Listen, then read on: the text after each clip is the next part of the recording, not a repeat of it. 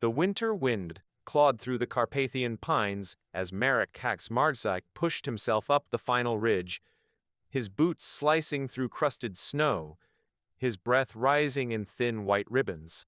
The mountains had always been a part of him, a second spine, a second set of lungs, a second heartbeat.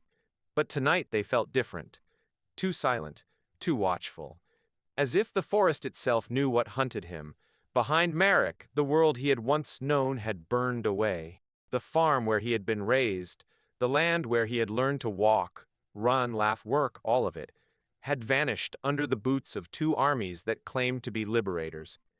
First the Germans, then the Soviets. And now, between these colliding giants, men like him were left to find a path through smoke and broken families. The night smelled of pine resin and distant gunpowder. Marek stopped beside a fallen spruce and listened. Snow shifted somewhere behind him. A branch snapped. Not loud enough to be a bear, light enough to be Marek, whispered Stasek, emerging from the shadows, his breath ragged. They're close. Closer than they should be. We need to move. Marek nodded. Where is Emil? Behind us, Stasek said, complaining, naturally. A moment later, Emil stumbled into view, clutching his rifle dramatically. If we die, he huffed, I want it known I voted against this route. You vote against everything, Marek muttered. Because everything wants to kill us, Emil replied. Marek didn't argue. The forest felt tighter tonight, as if the branches leaned closer just to listen. In normal times, the Carpathians were a place of life hills rolling into valleys, shepherds calling across distances, fields dotted with grazing sheep. But in wartime, every shadow hid an enemy. Every frozen stream was a path for hunters. Every echo carried the footsteps of death. Marek crouched and touched the snow. The tracks he'd been following, his family's tracks, were fading, softened under new layers of frost, but they were still there. Small footprints, a limp in one set. Marks of a child being carried. His mother, his father, his sister Anna, and the children traveling with them. They were close, too close. We keep moving, Marek said. They can't be far. How do you know? Emil asked. Marek pointed to a bent branch tied with a strip of red cloth. That's Anna. She leaves markers when she can. Emil whistled softly. Smart girl. She learned from me, Marek said, but the pride in his voice was overshadowed by fear. They moved again, weaving between pines and birch trunks. Marek ignored the stabbing pain in his shoulder worsening now, spreading like fire beneath his skin. He had been wounded days earlier, during a skirmish with a Soviet patrol. The bullet had passed clean through, but infection didn't care about luck. He tightened his coat and kept moving. Soon the trees parted, revealing a slope Marek knew too well. As a boy, he had run down it in summer, laughing, chasing after scattered sheep. Now the memory felt like a dream from another life, someone else's life. At the bottom of the slope stood a small hunting cabin. Marek froze. The door hung open, a cold, dark mouth in the snow. He exchanged a look with Stasek, who lifted his rifle. Emil took a position behind a tree. Marek approached slowly, each step measured. Inside the cabin, shadows clung to the corners like damp cloth. Marek stepped inside, carefully, rifle ready. Empty, but not untouched, he crouched beside the hearth, ashes still warm. Someone had been here. Recently. He brushed his fingers across the floor. A piece of fabric lay trapped under a splinter of wood. Blue wool, his mother's shawl. His throat tightened. They were here, Marek whispered. Not long ago. Stasek stepped inside. We should search around it. Maybe they left in a hurry. They had help, Marek said softly. They had to. Emil entered next, looking around with wide eyes. And what if they were taken? Marek didn't answer. He wouldn't let himself imagine it. Not yet. He stood, scanning the cabin. A clay pot with dried soup, still clinging to the edges. A blanket flattened where bodies had rested. Footprints near the doorway overlapping, confused, some small, others large, and deeper prints outside. Boots. Military. Marek followed them out into the open snow. The boot prints formed lines, disciplined, heavy. Soviet footwear. He clenched his jaw. They weren't running, Stasek said quietly, examining the snow. Look, these Are escort patterns, not a chase. Marek's stomach twisted. They were taken alive, he said, or made to travel with them. And where does it lead? Emil asked. Marek didn't have to think. He looked up toward the pass, rocky, narrow, a perfect place to stage a temporary camp. Up there, he said. Lovely, Emil muttered. Just lovely. Marek started walking. The climb was steep, the snow deeper than before. The cold bit into exposed skin with sharp teeth. But Marek didn't feel any of it. His entire world had narrowed to a single point: the possibility that his family was still alive. As they reached the crest of the hill, Marek raised his hand for silence. Below them, nestled in a shallow depression between two rocky spines, a Soviet encampment. Tents, rifles stacked in a pyramid, a central fire sending thin smoke upward, and prisoners, 7 figures, huddled under thin blankets, children pressed against their mothers for warmth, an elderly man seated on a log, shoulders hunched, and 3 Marek would recognize even in his sleep: his mother, his sister Anna, and his father, alive. Marek's vision swam. God, he whispered. Stasek peered over the ridge. They're alive, that's something. Emil swallowed. 15 soldiers, not great odds. Marek didn't hesitate. We hit them at dusk. Stasek blinked. We're 3 men, Marek. Then we need to fight like 6, Marek said. Marek, this is madness, Emil protested.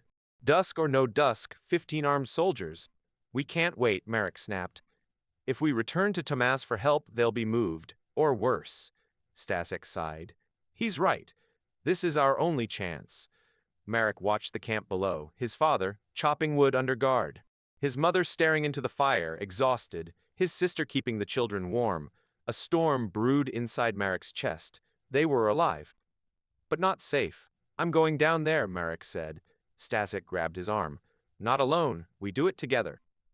Emil groaned. I hate this plan. It's not a plan, Marek said. It's survival. They spent the next hour preparing, studying angles, watching guard rotations, counting weapons. Marek memorized everything, their positions, their movements, even the rhythm of their voices. When dusk finally fell, the sky bruising purple, Marek raised his rifle. Ready? No, Emil muttered. But let's do it anyway. Let's go, Stasek said. They took positions around the clearing, creating the illusion of a larger force. Marek drew in a breath. Then he fired. The sentries fell. Shouts exploded through the camp. Marek shouted in Russian, You are surrounded. Drop your weapons or die. Emil and Stasek fired from new angles, moving between shots, amplifying the illusion: ghost soldiers in the trees. Chaos erupted. A Soviet tried to shoot back. Marek dropped him with a clean shot to the shoulder. Another reached for a rifle. Stasek put a bullet into the ground near his hand. Within moments, the Soviets froze, eyes darting, fear overtaking discipline. Drop your weapons, Marek. One man did. Then another. Then all of them. The clearing fell silent except for the crackling of fire. Slowly, Marek stepped out of the trees. His mother gasped. Anna's hands flew to her mouth. His father stared in disbelief. Marek, Anna whispered, tears falling. He approached them, breath trembling. You're safe, he whispered. We are now, his father said. For a moment, the war faded. The cold faded. The fear faded. All that remained was the warmth of family.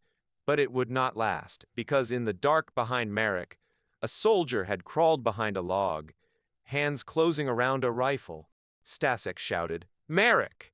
And the world snapped back into motion. The soldier rose from behind the fallen log with a desperate, feral cry, the barrel of his rifle glinting with the last fading streaks of dusk. Marek spun. The blast cracked through the clearing, flames leaping from the muzzle, snow exploding in front of Marek's boots. The shot missed, but the moment shattered whatever calm had lingered in the air. Stasek fired first. The soldier dropped, clutching his chest, breath spilling out in fast white vapors. The echoes of gunfire bounced across the ridge, rolling through the forest like thunder. Then the forest itself seemed to awaken, a distant shout. Then another, and another. Emil's voice came sharp and terrified from the trees. More coming! From the northern ridge. Marek's blood froze. This encampment was not alone. Reinforcements had been too close, and now the forest groaned under the weight of boots descending toward them like an avalanche. Stasek grabbed Marek's shoulder. "We need to leave!" Now, Marek turned to his family, panic rising. "Can you walk? All of you?" His mother nodded weakly. "We can." His father placed a hand on Marek's arm. "We move as you say, son." Anna looked at him with fear shimmering in her eyes, but she did not complain, did not falter. She tightened her coat around the youngest child, little Tomas, and held him close. The sound of Soviet soldiers erupted through the night shouts, orders, the metallic clatter of rifles being loaded. Their footsteps crunched through snow in terrible unison. "They'll surround us," Stasek warned. "We have minutes, maybe less." Marek swallowed hard. He scanned the clearing, searching for anything that could help. To the east, a narrow ravine carved through the mountains, hidden beneath overhanging pines. As a boy, Marek had crawled through it chasing fox tracks, scraping his elbows, laughing at how secret it felt. A secret path. That was their only chance. "This way," Marek commanded. "We go down the ravine." Emil dashed toward the family, helping the elderly and lifting one of the weaker children onto his back. Stasek covered their descent with steady bursts of fire, aiming high, aiming wide, creating confusion more than death. Marek led the way, guiding his mother, his sister, his father, slipping through branches heavy with snow. The ravine opened below like a narrow throat, swallowing them into darkness. Behind them, Soviet soldiers stormed in the abandoned camp. Shouts of anger erupted as they discovered their comrades disarmed or dead. Rifle shots cracked randomly into the trees. "Find them!" A voice roared in Russian. The hunt had begun. Marek motioned for silence as they descended deeper. Snow crumbled from the edges of the ravine, whispering against rock. Branches scraped against coats. Children trembled in silence. They reached the bottom, where a thin sheet of ice covered a shallow stream. Marek helped his mother across, supporting her weight carefully. His father limped heavily. The cold had stiffened his old injury. "They'll track footprints," Stasek whispered. Marek nodded. "Then we give them none." He knelt, plunged his hand into the icy stream, and felt its gritty flow. They would walk inside it. It was freezing, punishing, but water erased footprints. "Everyone," Marek said, voice low but firm, "step into the stream. Walk in the water. Do not leave the edges." His mother hesitated, knowing what the cold water could do to her old bones. But she nodded. Her steps were slow, brave. They moved as a single line. Stasek at the back, Emil guarding the children, Marek guiding from the front. The water bit into their ankles, then their calves searing upward like claws of raw ice. Anna gasped softly. "Marek, how far?" "As far as we must," he said. Above the ravine, Soviet flashlights stabbed through the branches, beams of brightness searching the darkness. Voices echoed, barking orders. Their shadows moved like beasts stalking prey. "There," one shouted. They headed down. Bootsteps hammered the ridge. Marek motioned sharply faster. The freezing water slowed them, but they pushed through, teeth clenching, breath shaking. The younger children cried silently, their sobs swallowed by the wind. Tomas hid his face against Anna's shoulder. Then chaos. A Soviet soldier dropped into the ravine 20 meters behind them, landing with a grunt. He spotted movement and shouted, "Here! They're here!" Marek reacted instantly. "Run!" They splashed forward, stumbling through water, cold slicing deeper. Stasek turned and fired a single shot that ricocheted off rock, forcing the soldier to duck. More Soviets descended from the ridge like wolves. "Marek!" Emil yelled. "They're closing in." Ahead, the ravine opened into a narrow break between boulders. A stone throat Marek remembered well. Beyond it lay a cluster of abandoned shepherd huts, long forgotten under snow. Shelter. "Through there," Marek shouted. The family rushed through the gap just as Stasek fired again, covering them. The Soviets hesitated at the choke point. The passage was too narrow for more than one to enter at a time. This bought them seconds. Seconds were everything. Marek and Emil dragged fallen branches, jamming them into the narrow passage, creating a messy barricade. A soldier tried to force his way through. Stasek struck him with a fired shot that grazed his shoulder and sent him back. But the Soviets were relentless. They pushed the barricade. Branches cracked, snow fell in clumps. Voices rose in anger. "They won't stop," Stasek warned. "They'll break through." Marek turned to his family. "Into the huts, now." They ran. The huts were small, built decades ago by shepherds who had long abandoned the mountains. Snow pressed against their walls, roofs sagging under winter's weight. But they were shelter. They rushed into the nearest hut, dark, cramped, but hidden well between sloping rocks. Marek shut the door softly, heart-pounding. Inside, the air smelled of old wood and dust.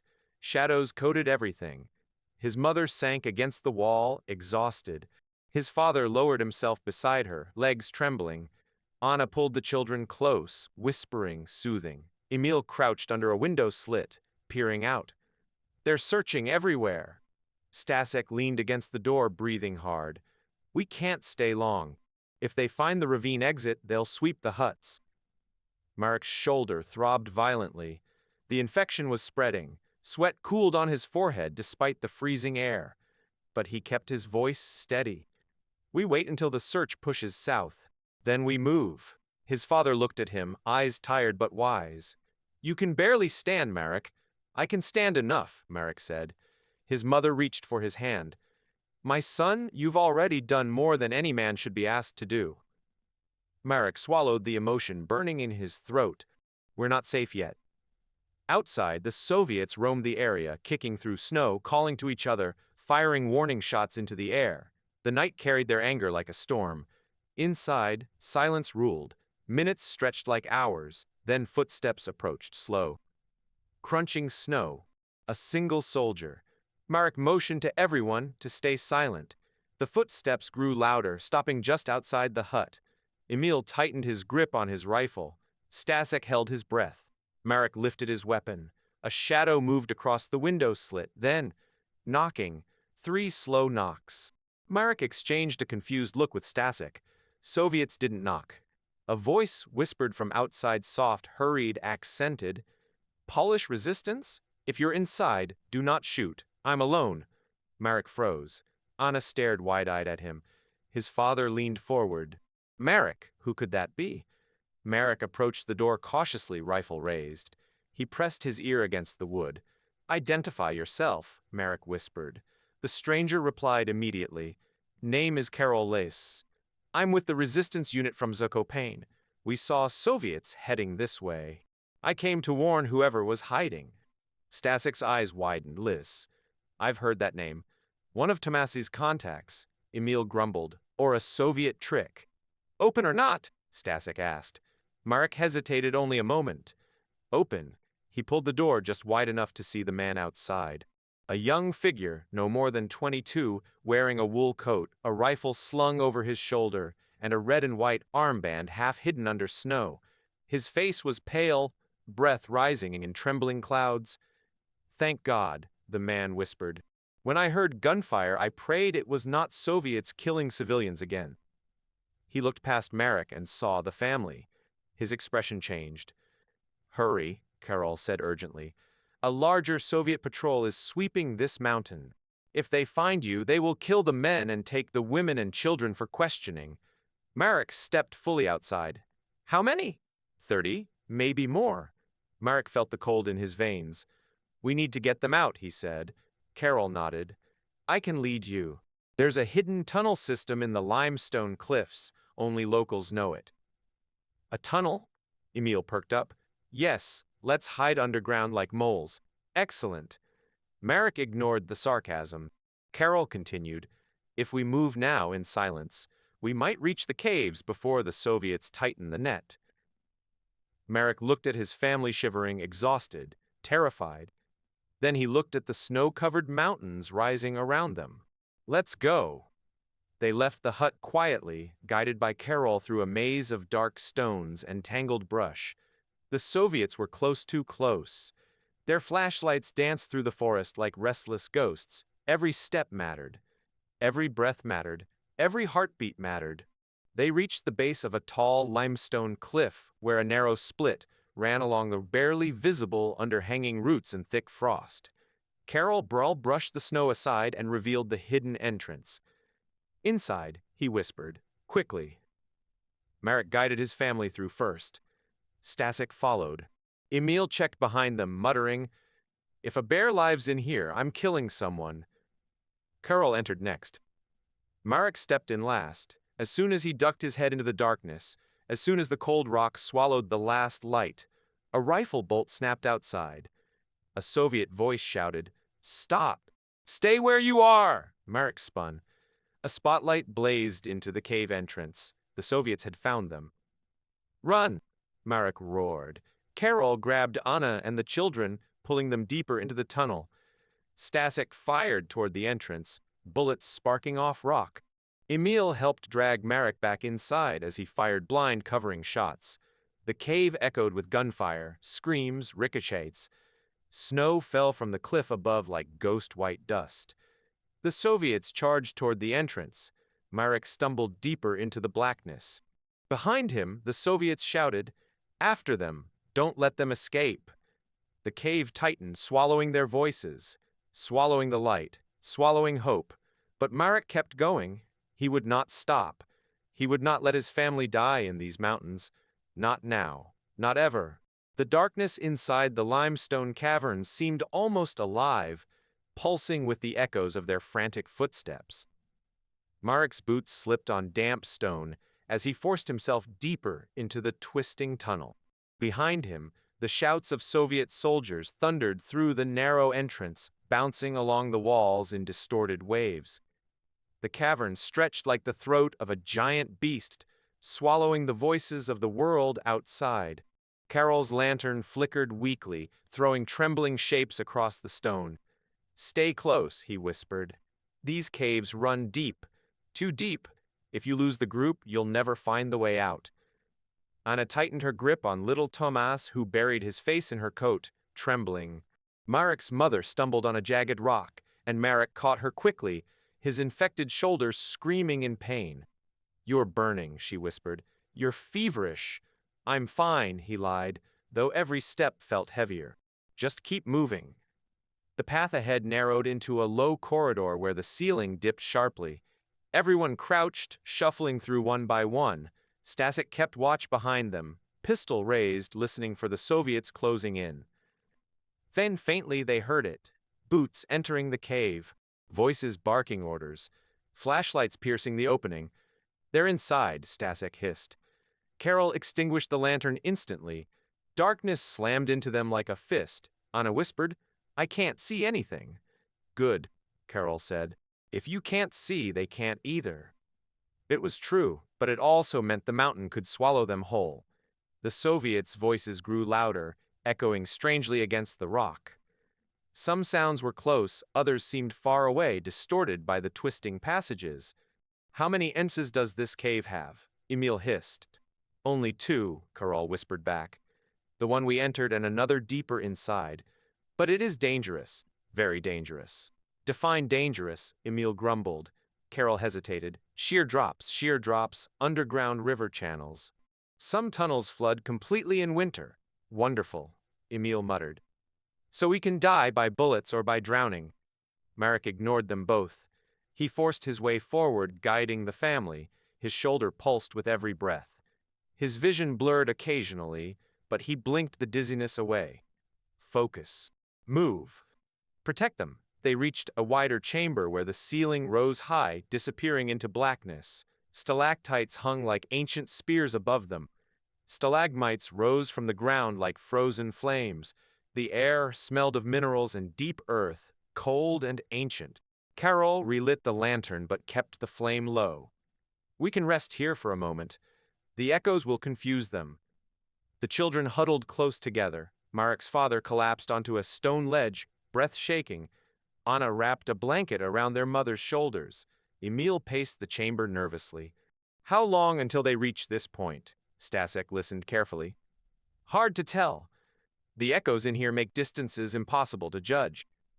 Suddenly, a whistle echoed through the tunnel. The Soviets' signal. Another whistle answered from the opposite direction. Carol's eyes widened. They're splitting up. They're trying to box us in, Marek said. Anna looked up fearfully. Can they surround us in here? Carol nodded grimly. These caves twist into rings. If they enter the wrong tunnel, they might end up ahead of us. Marek steadied his breathing. Then we don't stay still. Carol pointed toward a narrow tunnel at the far end of the chamber. This leads to the deeper caves. It's the only way to lose them. Or lose ourselves, Emil muttered. We'll take that chance, Marek said. He led the way again, his steps steady despite the fever burning through his veins. The tunnel walls closed in until only one person could walk at a time.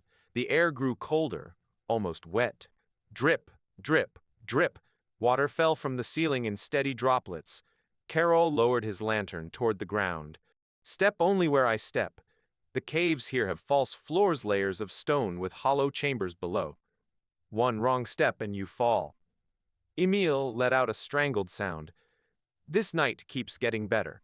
Slowly, carefully, they followed Carol. Each stone step felt like walking on a condemned bridge held together by prayers.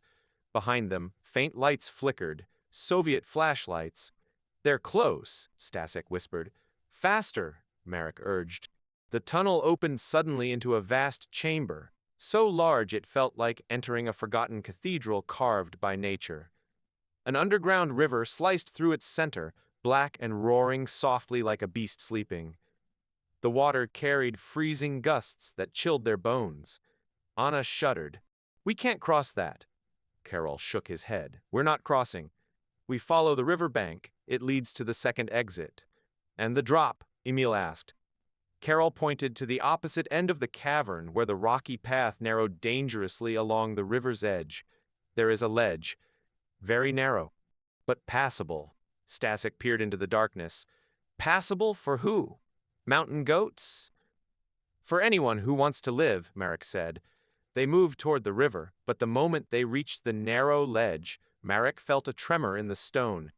He stopped sharply. Carol, he whispered, the stone is loose. Carol crouched beside him, touched the edge, and swore under his breath. The winter frost weakened it. We must move one at a time, slowly. Marek's father stepped forward. No, Marek said firmly. You're too weak. You go after the children. I'll test the path first. His father shook his head. Marek, you're wounded. I can handle it, Marek said, even as sweat dripped down his neck, cold as the river wind. He stepped onto the ledge. The rock shifted under his boot. Marek, Anna gasped. I'm fine, he said. He wasn't fine. The fever was building. His legs felt heavy, but he moved with deliberate precision, testing each foothold, gripping the rock wall with his good hand. The ledge traced the cavern wall like a scar, thin, treacherous, uneven. Below them, the rhythm, the rushed, swallowing anything that fell. Behind him, he heard Emil's nervous muttering. If I die, I'm haunting you, Marek. You won't die, Marek replied. How do you know? Because I haven't decided you can yet. Took another step. The rock cracked. A small piece fell into the river, vanishing instantly. He froze. Stasek held the children tight, waiting for Marek's command. Don't move, Marek whispered. Let me find a stable path. But then a rifle shot echoed through the cavern. A flashlight beam cut across the far wall. The Soviets had reached the chamber. There they are, a soldier shouted. Bullets ricocheted off stalactites. Chips of rock exploded around them. Down, Stasek yelled, shielding the children. Carol pushed Marek forward. Move! Go now! Marek forced himself along the ledge, every step a battle against dizziness. Another bullet screamed past his ear. Another slammed into the rock above, sending shards flying. Emil cursed loudly as he crouched low. Why is it always us being shot at? The Soviets fired again. A bullet smashed into the ledge behind Marek, cracking the stone. He turned. The ledge collapsed under Emil's foot. Emil screamed as he slipped. Marek lunged with his good arm, grabbing Emil's wrist. The weight pulled hard on Marek's injured shoulder, and agony shot through him like lightning. Marek, let go, Emil shouted. Shut up, Marek growled. He dug his fingers into the rock, feet sliding toward the drop. The river roared below like a hungry beast. "Marek, you'll fall!" Anna cried. He gritted his teeth. Not again. Not another loss. With a final surge of strength he didn't know he still possessed, Marek hauled Emil upward. Emil scrambled onto the ledge, panting, eyes wide. "You saved me," Emil breathed. Marek tried to respond, but his body trembled violently. The fever, the pain, the exhaustion, it all crashed into him at once. His vision blurred, the ledge tilted. "Marek?" Anna whispered from behind. "Marek?" He blinked hard, trying to focus. The Soviets advanced. "We must move," Karol shouted. Marek forced his legs to obey. One step, another, another. The ledge widened slightly ahead, forming a small alcove in the cavern wall. Karol waved them toward it. "This way. Hurry!" They reached the alcove, squeezing inside as bullets shattered stone around them. The Soviets were spreading out along the riverbank, closing in. Karol pointed to a small hole in the wall, barely large enough for a man to crawl through. "The escape tunnel," he whispered. "But once we enter, there's no turning back." "Where does it lead?" Emil asked. Karol took a breath. "To the outside." "That's good," Emil said. Karol added, "But it is a tight crawl, very tight. And the floor is unstable. If it collapses, we'll be buried." Silence fell. Marek's father placed a hand on Marek's shoulder. "We must try." Marek nodded weakly. Family first. One by one, they crawled into the hole. Anna, the children, Marek's mother, his father. Emil followed.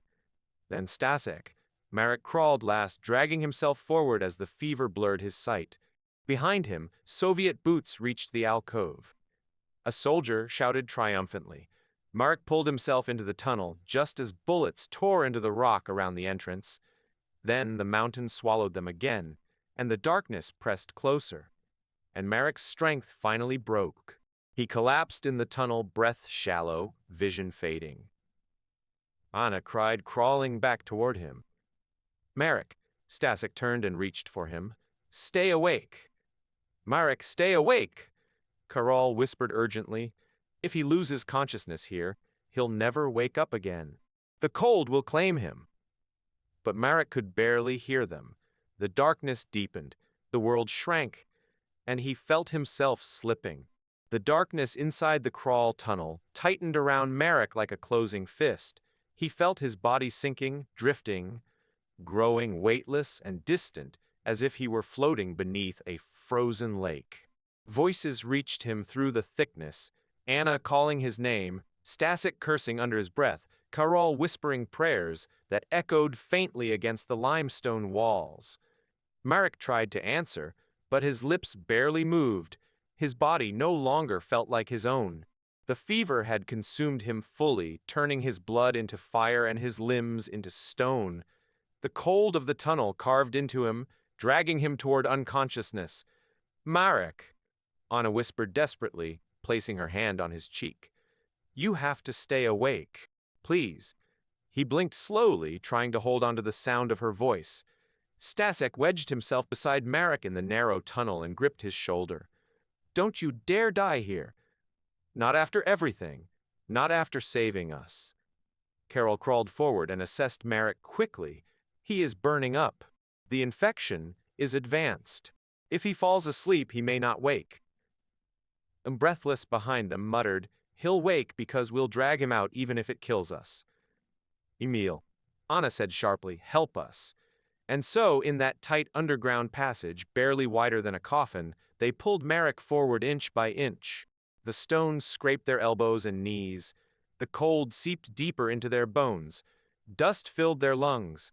The tunnel stretched endlessly, twisting like the spine of a buried serpent. Above them, the muffled echoes of Soviet soldiers grew faint. The sound of pursuit faded slowly, replaced only by the dripping of water and the labored breathing of those who crawled through the darkness. For Marek, time distorted into fragments. Voices, shadows. He saw his sister's childhood smile. His father teaching him to sharpen a blade. His mother singing softly while stirring a pot over the hearth. Snowflakes drifting through the cracks in their old barn roof. Then another image, an explosion of flame on a battlefield. Screams. Smoke. A body falling beside him. He wanted to stay awake, to hold on to the present. But the fever kept pulling him back into memories, scattering like leaves. At last, the tunnel widened. Carol whispered, "We've reached the chamber. Just a little further." Fresh, cold air drifted into the space from somewhere ahead. The children gasped with relief. Anna squeezed Marek's hand. "You hear that?" she whispered. "Air. We're close." They dragged Marek into a larger cavern where they could finally stand. The walls sparkled with mineral frost. A thin crack in the rock above let in a sliver of moonlight, pale silver and almost unreal after so long in darkness. Marek's mother knelt beside him, brushing damp hair from his forehead. "My son," she whispered, "you carried us through hell. Now let us carry you." Marek tried to smile, but his vision blurred again. Carol scanned the chamber. "The exit is near," he said. "But it's steep, very steep. It's not a path anyone would normally take, but the Soviets will not search it." "How steep?" Emil asked. Carol pointed upward, where the cavern narrowed into a twisting chimney of rock. "We climb." Emil stared at it. "I knew it. I knew we would have to climb." Stasek helped lift Marek onto his shoulders. "We don't have a choice." They began ascending, one by one, clawing at handholds, pushing against uneven stone. Snow drifted through the crack above, flakes catching the moonlight as they floated down like ghostly feathers. Marek hung limply over Stasek's back, drifting in and out of fevered dreams. Sometimes he heard voices clearly, sometimes they sounded distant. At one point, Marek whispered, "I can climb." Stasek barked a laugh. "You can barely breathe. Let me carry you." But Marek insisted, pushing weakly against him. "I won't be dead weight." "Marek," Stasek said, "you've carried all of us since the night began. Let us carry you now." Marek stopped resisting.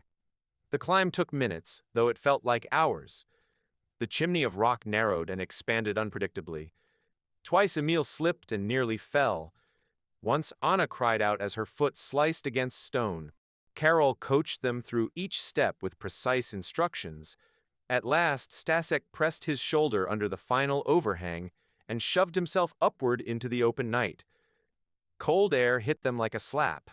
They emerged into a clearing blanketed by deep snow, surrounded by silent pines glowing faintly under the moon. The mountains stood tall around them like dark giants guarding a passage. The night sky shimmered with stars, sharp enough to pierce the darkness. Anna collapsed, crying softly, not from fear but from relief. Emil dropped onto the snow beside her, staring upward, muttering, "I never want to see another cave again." Carol climbed out last and surveyed the horizon. "The Soviets will assume you died in the tunnels. We have bought time."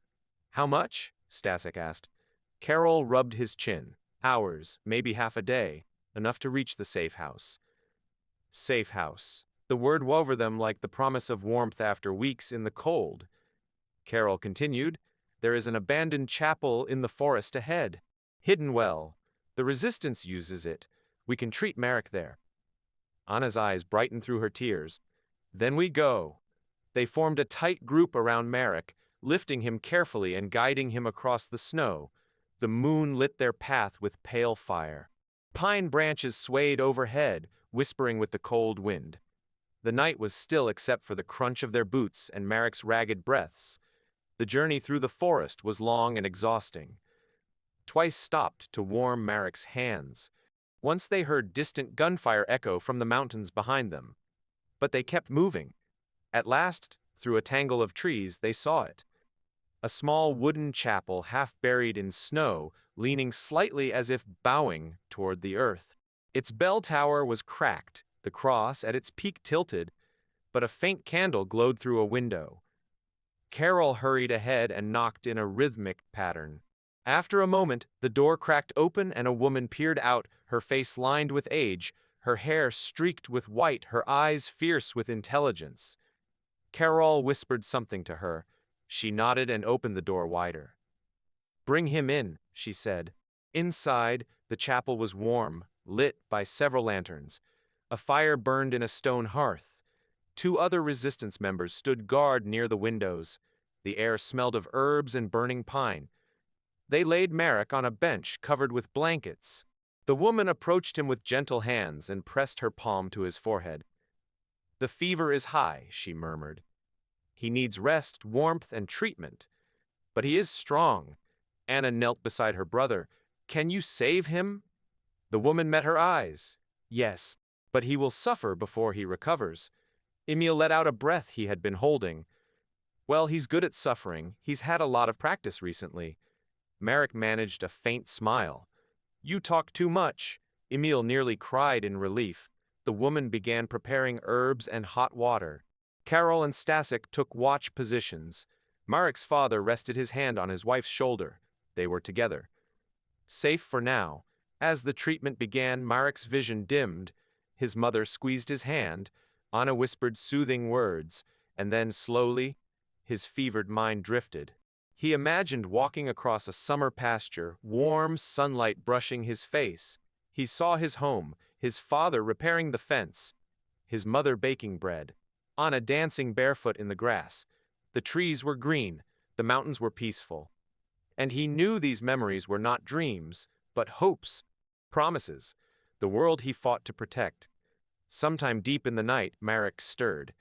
He opened his eyes to the soft glow of lanterns and the quiet breathing of his family sleeping beside him. Outside, snow fell gently in the moonlight. Inside, the flame in the hearth burned steady, and Marek whispered softly to himself, with a voice barely audible, "We survived." But the war was not finished, and the mountains kept their secrets.